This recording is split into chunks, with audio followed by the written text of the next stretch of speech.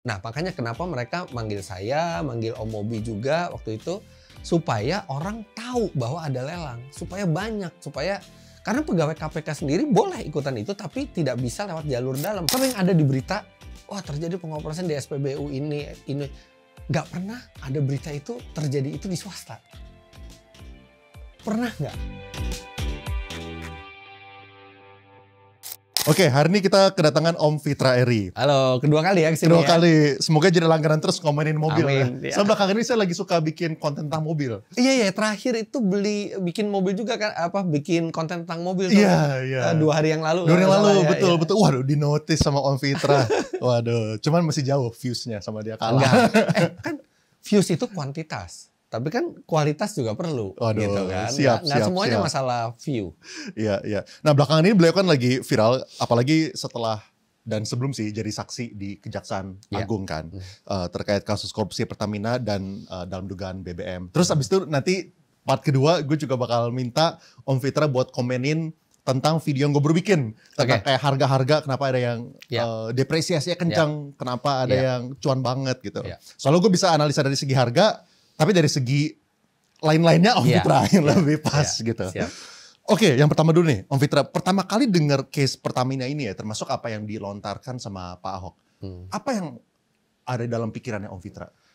Yang pertama kali ada di dalam pikiran ketika Kejaksaan Agung pertama kali mengumumkan, kok bisa 5 tahun kecolongannya? Kok bisa dari 2018 sampai 2023 gitu ya, baru terungkap di 2025. Dan setelah itu kaget pasti, tapi kan kita harus azas praduga tidak bersalah. Jadi ini baru Kejagung yang menangkap 9 orang itu, tapi kan kita nggak tahu keterlibatan mereka sejauh mana, apakah mereka memang otaknya atau mereka hanya bagian dari sistem yang sudah berlangsung bertahun-tahun gitu kan, kita nggak tahu. Tapi yang jelas kaget, dan saya lihat reaksi orang itu langsung ke produknya. Jadi produknya yang terdampak langsung karena menurunnya kepercayaan orang langsung. Kalau misalnya menurut Om Fitra ya, ini kan saya lihat ada 2 kubu nih. Ada kubu yang bilang, bagus ini kasusnya meledak, soalnya artinya kalau misalnya kayak gitu, kemarin-kemarin artinya udah terlaksana tapi didiemin. Ada satu kubu yang ngomong gitu. Ada kubu seberang adalah, wah kok kasus korupsi jadi ada terus meledak terus nih. Pertamina, bisa ada PLN, bisa ada apa lagi yang belakang-belakang yang lagi terjadi. Apa menurut? Ya bagus dong kalau misalnya kasus korupsi tiba-tiba kita nggak ada kasus korupsi nih, tiba-tiba nggak ada yang ditangkap. Kan 2 kemungkinan, emang Indonesia udah bersih dari korupsi atau dibiarin. Gitu. Kalau saya sih seneng gitu kalau misalnya ada kasus korupsi itu dibongkar, dibuka ke publik, ketangkep di sini, ketangkep di sana. Artinya kan kelihatan ada usaha untuk kita bersih-bersih nih. Karena kita juga tahu bahwa peringkat korupsi Indonesia itu masih tinggi di antara negara-negara yang lain. Jadi aneh kalau nggak ada yang ditangkap gitu. Dan saya yakin yang kasus Pertamina ini juga bukan akhir dari penangkapan kasus korupsi gitu. Dan rasanya sih mesti didukung, tapi mesti juga korupsi itu kalau misalnya udah terbukti, ya dihukum yang berat supaya ada efek jera. Karena percuma korupsi ditangkap, tapi nggak ada efek jera. Misalnya nih, inilah goblok-goblokannya gitu kan. Kita korupsi 30 miliar. Terus habis itu kita dipenjara 10 tahun gitu kan. Artinya kan ya udah kita jalanin penjara 10 tahun. 3M setahun. 3M setahun, kerja apa 3M setahun kan? Benar. Nggak banyak pekerjaan yang bisa ngasih kita 3M setahun. Makanya nggak bisa cuman belum tentu gitu Om. Setahun udah keluar atau 2 tahun udah keluar. Kalau kelakuannya baik ya, kalau berkelakuan baik ya. Nah itu kan menimbulkan rasa tidak adil di masyarakat gitu ya. Walaupun mungkin bukan uangnya persen to persen yang dicuri langsung oleh orang itu, tapi kan as a nation sebagai negara kita ngerasa bahwa nih uang rakyat bocor nih ke koruptor-koruptor ini gitu. Jadi benar-benar harus ada efek jera sih. Kalau nggak ada efek jera sampai kapanpun juga pasti akan ada. Mungkin nanti Om Fitra bakal diundang terus ke KPK. Kemarin diundang tuh. Kalau kemarin itu tidak berkaitan sama kasus politiknya atau korupsinya, tapi ngelihat mobil-mobil yang punya koruptor yang disita. Seleranya bagus-bagus loh koruptor loh. Oh seleranya bagus ya? Selera cari kerjanya nggak bagus, tapi selera mobilnya bagus. Apa maksud? Kenapa maksudnya seleranya bagus? Ya mobil-mobilnya tuh yang bener gitu milihnya gitu kan. Mercy AMG G63, Porsche 911 gitu. Mobil-mobil yang cuma ada di impian kita gitu kan. Wah ini orang emang dibalik kemaksiatannya ternyata masih menyimpan selera otomotif yang bagus juga gitu ya. Aduh, nanti mungkin dengan case-case ini bakal tambah banyak nih mobil yang perlu dipasarkan di situ. Itu kayak gimana sih? Itu undangan aja atau? Jadi waktu itu KPK datang mengundang kami ke Rubasan itu. Jadi itu rumah tempat penyimpanan barang-barang rampasan dan sitaan. Nah, saya juga bingung kenapa sampai ke sana. Ternyata KPK itu mau menginformasikan ke masyarakat bahwa barang-barang sitaan itu dirawat dengan benar. Tujuannya apa? Supaya nilainya nggak hilang. Karena pernah sebelum ada fasilitas tersebut, KPK itu menyita sejumlah mobil mewah dan mobilnya itu tidak dirawat dengan baik, yang akhirnya value-nya tinggal 50%. Artinya kan 50%-nya hilang gitu. Nah itu sayang, padahal kalau koruptor itu terbukti bersalah, mobil-mobil itu tuh nanti akan dilelang dan lelangnya diharapkan setinggi mungkin supaya uang yang kembali ke negara tuh banyak. Kalau misalnya ada case kayak gitu ya, Ovitra partisipasi gak sih supaya bisa dapetin mobil yang harganya oke gitu? Loh, kemarin pengen partisipasi karena kan itu dalam sistemnya lelang. Tapi tetap nggak bisa ada keistimewaan. Karena lelangnya terbuka untuk umum. Jadi begitu saya mau ngebid, ya udah tinggi juga, orang udah tinggi juga gitu yang air. Jelek buat saya sebagai konsumen tapi bagus buat negara, artinya uangnya baliknya lumayan banyak gitu. Iya, iya. Oh berarti partisipasi publik udah banyak ya? Banyak karena nah makanya kenapa mereka manggil saya, manggil Om Mobi juga waktu itu supaya orang tahu bahwa ada lelang, supaya banyak, supaya karena pegawai KPK sendiri boleh ikutan itu tapi tidak bisa lewat jalur dalam, harus benar-benar ya fight sama orang lain. Fair gitu jadinya. Fair. Nggak bisa nitip. Fair. Saya ini menangin saya punya ya gitu. Ya moga-moga begitu ya kejadiannya karena kalau yang dilihat sih benar-benar mobil itu dirawat secara proper, tapi mobil itu tidak boleh dibuat nilainya lebih tinggi daripada awal. Jadi misalnya mobilnya udah rusak, nggak boleh dibenerin. Tapi yang dilakukan KPK tuh di-maintain supaya nggak lebih rusak lagi. Oh. Kalau mobilnya bagus, ya di-maintain supaya tetap bagus gitu. Tapi tidak boleh modifikasi, tidak boleh menambah value. Dan ketika mereka menyimpan semua itu ruangannya beda-beda loh. Itu saya juga kaget loh. Jadi buat mobil itu teduh, terus habis itu ada sistem alarm pakai infrared, terus bukan cuma mobil loh, ada tas, sepatu, itu di ruangan dengan suhu dan kelembapan tertentu. Maksudnya hebat juga gitu buat barang sitaan mereka memperlakukan dengan baik, bukan untuk memanjakan si koruptor itu supaya nanti barangnya tetap terjaga tapi supaya ya uang negara bisa banyak balik. Duit kita semua itu. Iya duit kita semua. Aduh, saya sebel deh. Udah mobil, ih bagus ya mobilnya, tapi itu kesel. Wah, ini pasti ada uang saya juga nih di sini. Tapi seberapa besar dampaknya kasus Pertamina ini menurut Om Fitra? Apakah ini sesuatu yang Om Fitra tuh sebenarnya udah tahu rumornya sebelum ini meledak atau ini? Bener-bener nggak tahu sama sekali rumornya seperti ini gitu ya modusnya. Tapi dampaknya itu besar sekali. Kita bisa sekarang kan dengan mudah kita melihat dampak. Satu kita lihat dari sosial media dan juga kita bisa lihat dari dampak langsung ke produknya kalau kita ke SPBU dan bahkan SPBU-nya sendiri juga melaporkan yang saya baca ada penurunan permintaan kan ke jenis bahan bakar tertentu, bahkan SPBU swasta jadi ngantri sekarang. Yang saya biasanya nggak pernah ngantri gitu jadi ngantri sekarang. Nah itu sahamnya juga naik tuh. Mungkin ya, nggak tahu itu kalau itu. Mungkin juga sahamnya. Nah tapi kan dari situ kan kelihatan ketidakpercayaan orang gitu. Menurut saya ketidakpercayaan itu bukan hanya dari kasusnya. Sebenarnya kasus itu bisa terjadi di mana-mana karena kita tahu kalau korupsi masih banyak, mungkin nggak hanya Pertamina ada korupsi, mungkin yang lain juga ada korupsi. Tapi waktu itu komunikasi dari Kejagungnya juga langsung keras gitu ya, mengagetkan masyarakat dan respons dari Pertaminanya juga tidak menenangkan masyarakat gitu. Jadi efeknya itu jadi kencang sampai sekarang masih. Apakah itu merubah cara Om Fitra mengisi bensin? Kebetulan saya enggak karena sebelumnya saya emang lebih sering di swasta. Gara-gara apa?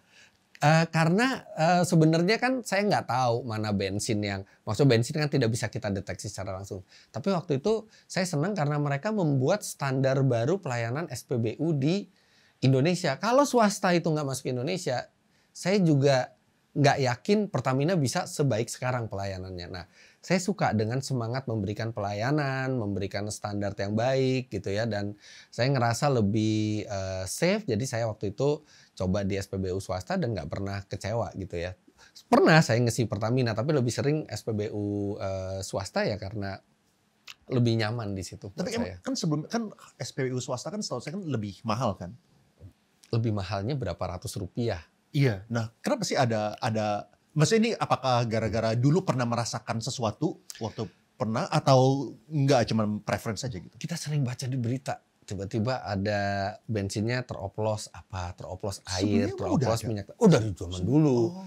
Nah, sedangkan swasta ini kan lebih kecil dia. Pertamina itu sudah sangat besar gitu ya. Walaupun mereka menerapkan standar untuk pengawasan segala macam, kemungkinan untuk ada yang nakal itu pasti lebih besar dibandingkan yang lebih kecil lah skala ekonominya kan.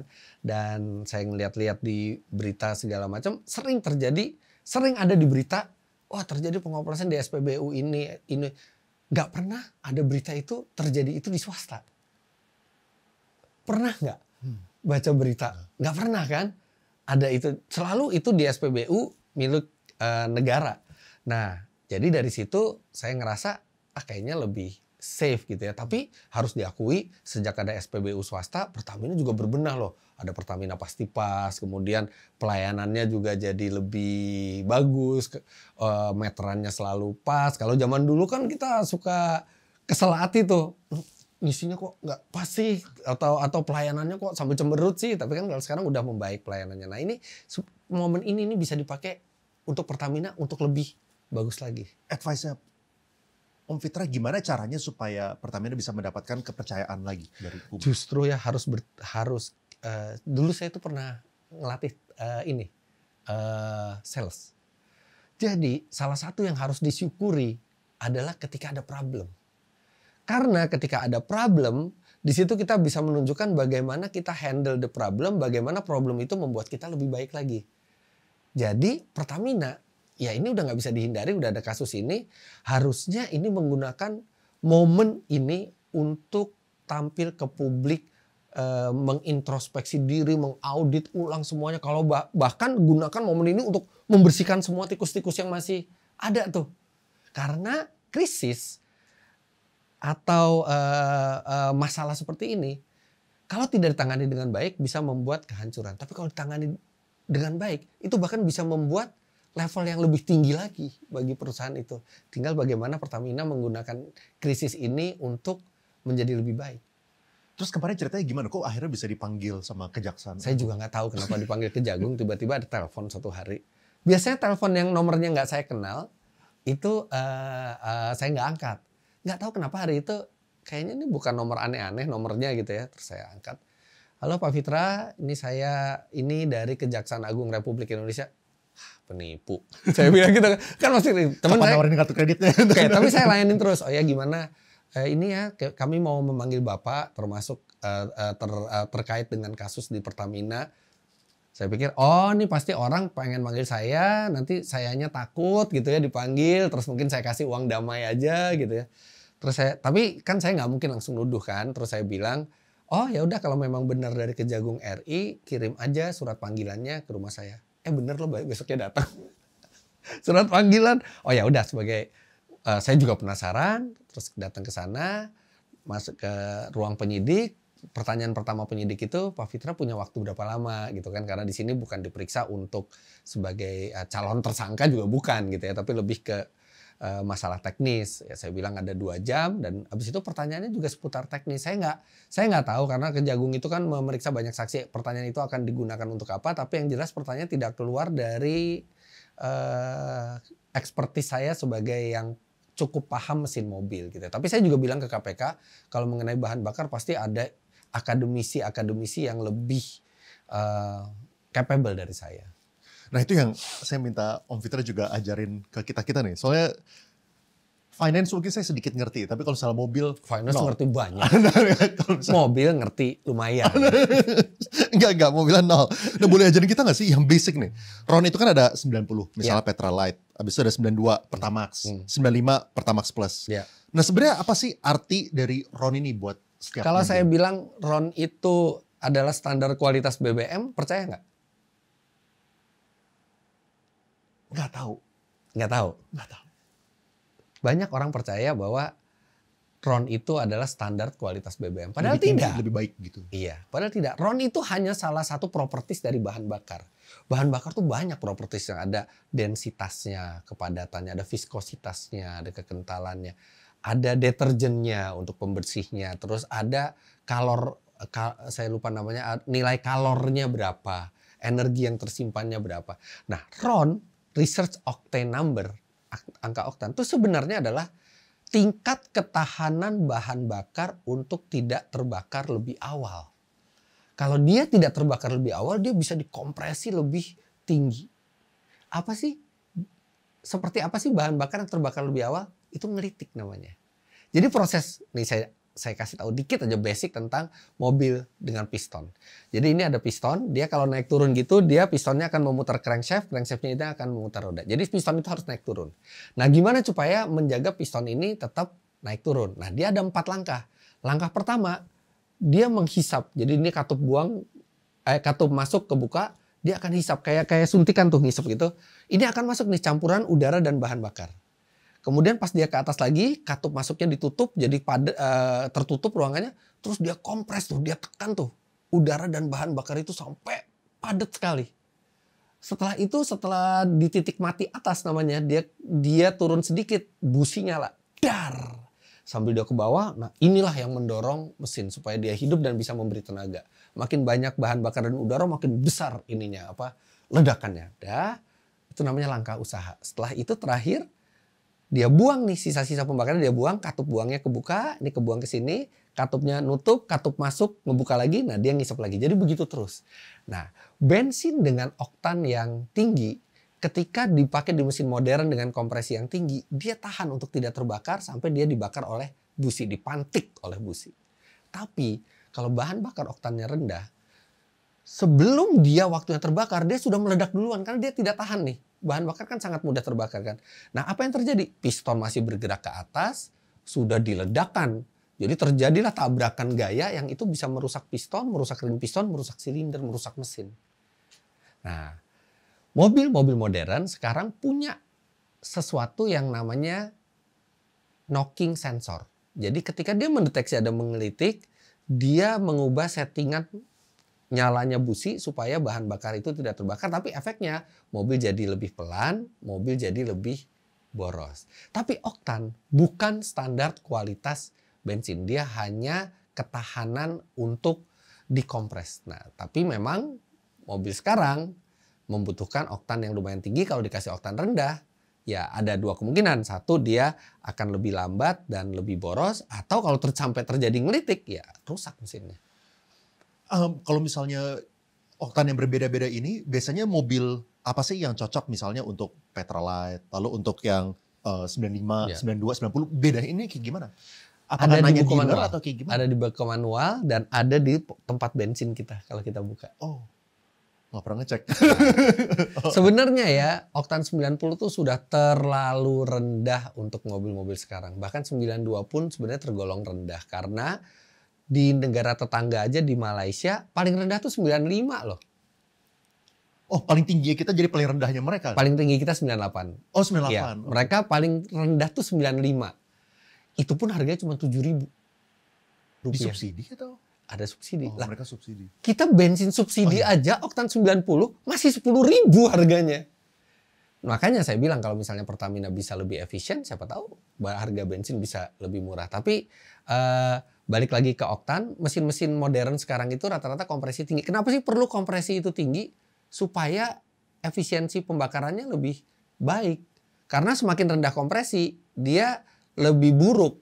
Bahan bakar itu akan lebih mudah terbakar ketika kompresinya tinggi sekali. Jadi lebih besar kemungkinan lebih banyak yang terbakar ketika kompresinya tinggi. Nah, untuk kompresi tinggi butuh oktan yang tinggi. Jadi memang oktan kita yang terlalu rendah. Tapi kalau kita mau lihat di mobil itu apa yang menjadi RON minimalnya, itu bisa lihat di buku manual atau di pompa bensin. Ada di tangki bensin. Berarti bisa ada 3 ya. Pertama lebih boros, kedua lebih lambat, ketiga kalau misalnya ngelitik atau rusak. Bisa rusak ya. potensi. Nah, yang saya tanya sebaliknya. misalnya nih, misalnya yang disarankan 90 misalnya. Iya. Saya pakai 95 gitu misalnya. Iya, buang-buang duit aja. Tapi nggak ada kaitan ke Nggak ada efek merusak, negatif. nggak ada efek negatif. Nggak ada efek negatif, tapi nggak ada efek positif juga. Kalau misalnya memang mesin itu sudah dioptimalkan untuk oktan 92 gitu ya. Kita pakai 98 ya, mesin bekerja optimal sama seperti kalau kita pakai 92. Oh. Yang tidak boleh adalah pakai oktan yang lebih rendah. Pakai oktan lebih tinggi nggak apa-apa, cuman ya sayang uangnya aja. Oke, kalau misalnya hybrid saya asumsi juga sama kan ya? Berarti Iya. kalau ada panduannya juga isinya pakai Iya. yang mana kayak gitu ya. Oke, terus kalau misalnya kan kadang-kadang ada orang yang punya pemikiran kita nggak boleh gonta-ganti brand.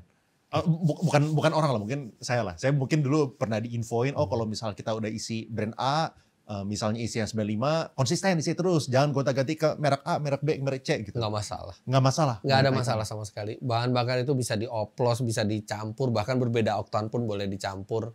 Itu nggak ada masalah. Jadi kalau misalnya yang dibutuhkan itu misalnya 90 misalnya gitu. Saya isi 90, kadang-kadang isi 92, kadang-kadang 95, itu nggak ada masalah juga. Nggak ada masalah. Bahkan kalau misalnya kita butuh 92 oktannya, yang kita lakukan adalah isi 90 dan 95. Dengan perbandingan volume yang menghasilkan 92 itu juga nggak apa-apa. Nggak masalah. Oke. Terus kalau misalnya tadi ya, kalau misalnya kita isinya itu di bawah standar, biasanya apakah orang awam itu bisa cukup sensitif untuk mengetahui perbedaannya dari segi lambatnya segala macam atau kurang kerasa gitu? Oke. Tadi saya lengkapi dulu. Campur boleh selama bahan bakarnya bahan bakar bensin ya sama bahan bakar bensin ya, jangan dicampur sama bahan bakar diesel gitu. Nah, untuk sensitivitas untuk mendeteksi ya, itu saya amazed loh. Saya baca di komen-komen justru pengendara motor bahkan ojek online itu mereka sangat sensitif. Saya mungkin nggak begitu sensitif karena apa? Karena saya tiap hari pakai mobilnya beda-beda. Mobil tes, banyak mobil listrik sekarang. Jadi sensitivitas saya tidak setajam mereka yang setiap hari nyetir mobil yang sama. Kalau kita setiap hari nyetir kendaraan yang sama, maka kita akan jauh lebih sensitif mendeteksi adanya pengurangan tenaga atau lebih borosnya itu. Nah, mereka sangat bisa merasakan. Dulu waktu saya belum jadi reviewer mobil yang setiap hari benar-benar hanya satu mobil, itu jangankan karena bahan bakar. Udara dingin dan udara panas saja beda tenaganya saya bisa rasain. Gitu? Iya. Itu kan feeling yang terasah karena kita tiap hari. Sama lah Om Leon. Udah berapa tahun nikah sama istri? 2017, berarti 8 tahun. 8 tahun. Setidak sensitifnya kita sebagai pria, lama-lama sensitif juga kan? Benar. Iya. Iya kan? Tapi kalau misalnya dari case ini ya, menurut Om Fitra yang paling dirugikan itu siapa sih? Apakah mobil itu tuh lebih cenderung berpotensi rusak lebih cepat atau pengendara motor? Sebenarnya sama aja potensi kerusakannya, tapi mobil biasanya memiliki sistem knocking sensor yang lebih canggih daripada motor.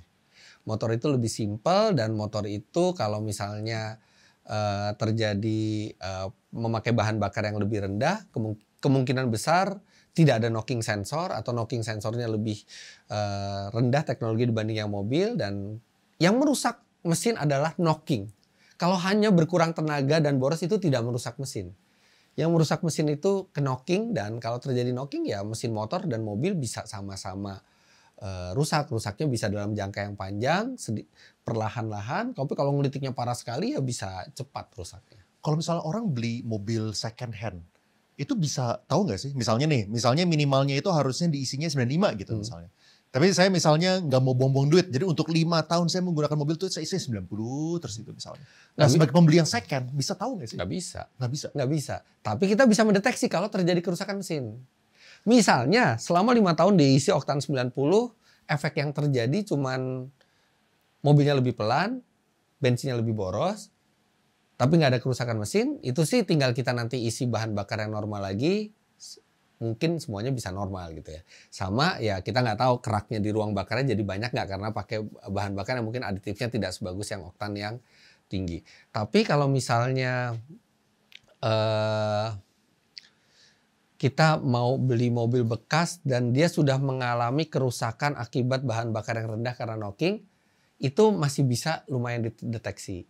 Biasanya kalau kan piston akan coak-coak tuh kalau misalnya sering ngelitik kan. Nah, di bawahnya piston tuh apa? Di sini tuh oli nih. Nah, oli tuh bisa masuk ke dalam ruang bakar yang mestinya nggak masuk. Nah, itu bisa dideteksi dengan ada asap putih.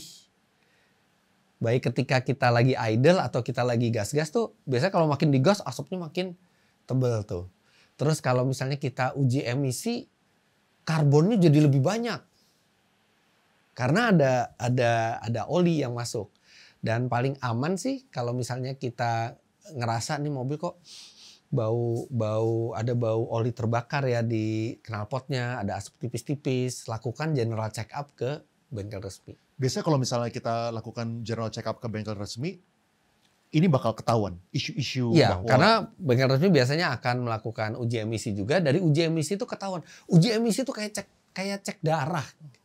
Kalau kita cek darah, kita ketahuan apa yang nggak beres. Nah, kalau kita uji emisi itu juga bisa ketahuan hal-hal yang nggak beres di ruang bakar, termasuk adanya oli yang masuk. Oli masuk karena piston yang udah rusak atau ring piston yang udah rusak. tapi batasannya gimana ya? Ini buat kita orang awam ya. Kita misalnya pengen beli mobil bekas, second hand gitu ya. Kan yang namanya second hand pasti ada beberapa yang cacat, ada beberapa yang rusak, kita pasti lah. Nah, tapi gimana caranya kita sebagai orang awam itu membedakan mana sebuah kecacatan yang masih normal, masih oke lah dipakai, sama yang ini udah nggak boleh, do not touch gitu. Orang awam nggak bisa, susah ya maksudnya ya. Karena kita bisa ngelihat secara fisik gitu ya. Tapi lebih baik, saya pun merasa saya juga masih orang yang awam untuk milih mobil. Bahkan untuk milih mobil pun saya biasanya ajak teman saya yang dia kerjaannya adalah mekanik. Kita ngerti mobil tapi belum mekanik, lebih ngerti lagi. Dia bisa mendeteksi ada bunyi-bunyi yang nggak wajar apa enggak. Dia bisa mendeteksi dari knalpotnya ini ada yang nggak beres di mesinnya apa enggak. Tapi buat orang awam, kalaupun kita nggak punya kenalan bengkel, bawa deh ke bengkel resmi general check up.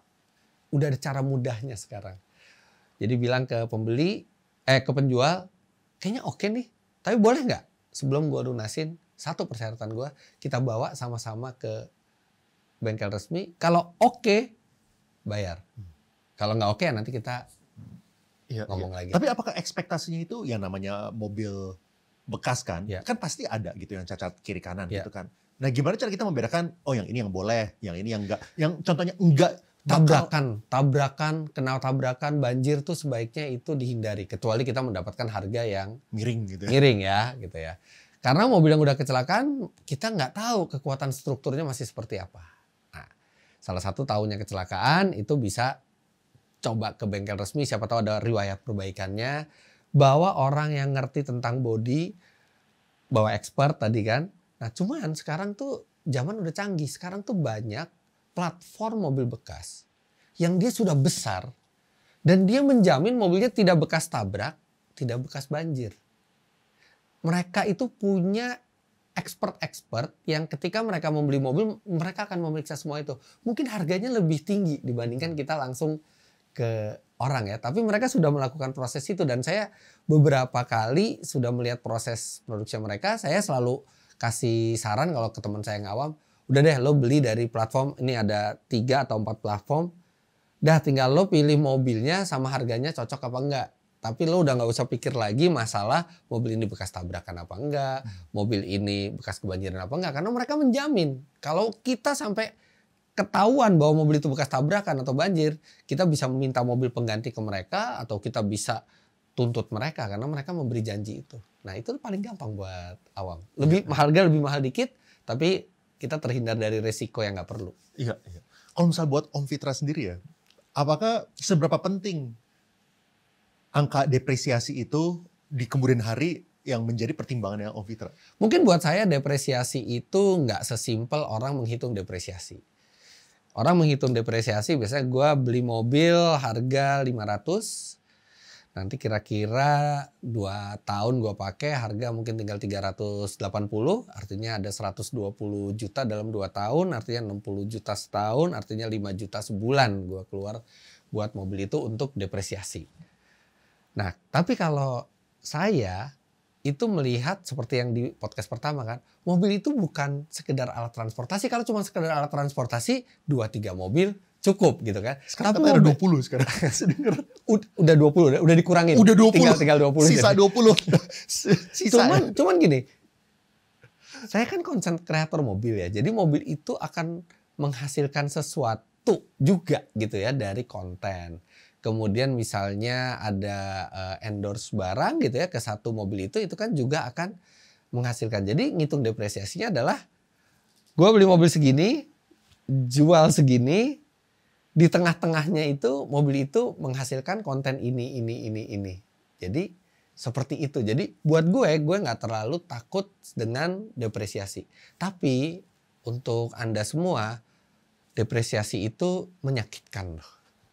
Itu menyakitkan dan lumayan menguras uang kita.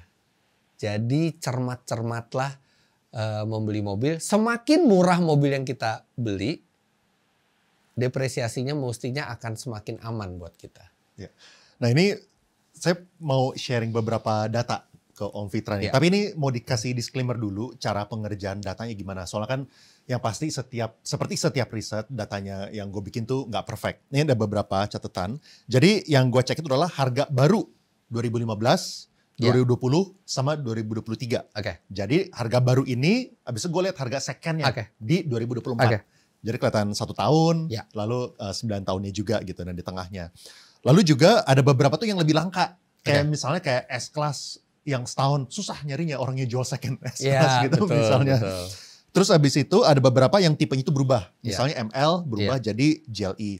Terus yang gue cari itu, yang gue lihat cuman harga cash, jadi bukan harga kredit. Betul. Terus ini cuman harga penawaran dari brosur. Ya. Kemarin saya baru upload videonya, banyak orang yang bilang, tapi ini harusnya dikurangin dulu diskon. Waduh. Tapi kan diskon tidak terukur, maksudnya kita nggak tahu. Nah masalahnya itu, tim saya nggak bisa ngelihat di tahun 2015 setiap mobil tipenya diskonnya berapa kita nggak tahu. Jadi kita cuma bisa lihat dari harga. Tapi nggak, ya maksudnya nggak gede-gede banget kok diskon ada lah ya. Makin premium mereknya diskon bisa makin gede. Tapi secara persentase diskon tuh nggak gede-gede amat. Kecuali kalau tahunnya udah lewat. Kita beli di 2025, beli mobil tahun 2023 gitu ya, stok lama. Itu lumayan banyak. Iya. Nah terus ini disclaimer terakhir adalah ini data yang di-prepare sama gue ya. Jadi kalau misalnya kesalahan bukan salahnya Om Fitra. Oke, gue ambil dulu datanya. Oh, gitu. Saya bisa bilang apa? Apa? Tinggi sekali harga mobil bekas di Indonesia. Oh, tinggi? Di luar negeri, mobil 9 tahun mungkin nggak nyampe 10%-nya. Hasilnya apa? Saya spend 300 juta. Iya. Saya mendapatkan mobil dengan kenyamanan seperti mobil 1 miliar.